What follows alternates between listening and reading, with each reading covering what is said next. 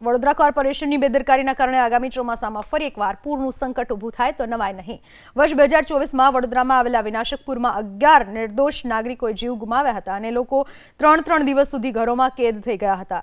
એ સમયે સ્થિતિની ગંભીરતા જોઈને મુખ્યમંત્રીએ વડોદરાની મુલાકાત લીધી હતી અને 1200 કરોડના પેકેજની જાહેરાત કરી હતી, જે અંતર્ગત વિશ્વામિત્રી રિવાઇવલ પ્રોજેક્ટ હાથ ધરવામાં આવ્યો હતો। પરંતુ કોર્પોરેશનની આળસના કારણે પ્રશાસન અત્યાર સુધી રાજ્ય સરકાર પાસેથી 1200 કરોડમાંથી માંડ 220 કરોડ મેળવી શક્યું છે, જેમાંથી ફક્ત 180 કરોડના જ કામો થઈ શક્યા।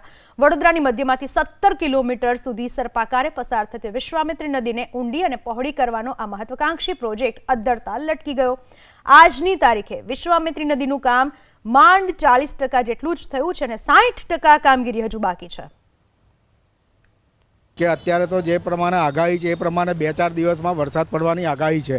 હવે હાલ પૂરતું આપણે જે જોવા જઈએ કે કામગીરી પૂર્ણ તો થઈ જ નથી, તો હવે એ જે 2024ની પરિસ્થિતિ યથાવત જ રહેશે, અમે તો એ જ કહીએ છીએ।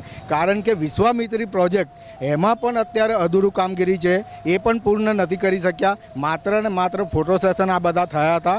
હજુ હાલમાં પણ હજુ તો આપણે જોઈએ કે પ્રી મોન્સૂન કામગીરીના નામે તો શૂન્ય જ છે। પરંતુ આ વડોદરા મહાનગરપાલિકાના અધિકારીઓ કામ કરવામાં નીરસ દાખવી રહ્યા છે। ક્યાંક ને ક્યાંક હાલમાં 2024માં વડોદરા શહેરને ડૂબાડવાનો એક પ્રયાસ કરી રહ્યા છે તેવું દેખાયું છે। નાલેતુજારો અને રાજકીય ઓઠા હેઠળ જે દબાણો થયા છે એ દબાણો ગ્રીન ઝોનમાં થયા છે। તમામ દબાણો સત્વરે તોડવાની જરૂર છે। જો તમને નાગરિકોની પ્રત્યે લાગણી હોય તો આવા તમામ દબાણો તોડી નાખવા જોઈએ। વિશ્વામિત્રી નદીની જે કામગીરીના બણગા ફૂંકવામાં આવે છે એના કરતાં અડધી પણ કામગીરી અત્યારે હાલ પૂરતી થઈ નથી, એ વાસ્તવિક પરિસ્થિતિ છે।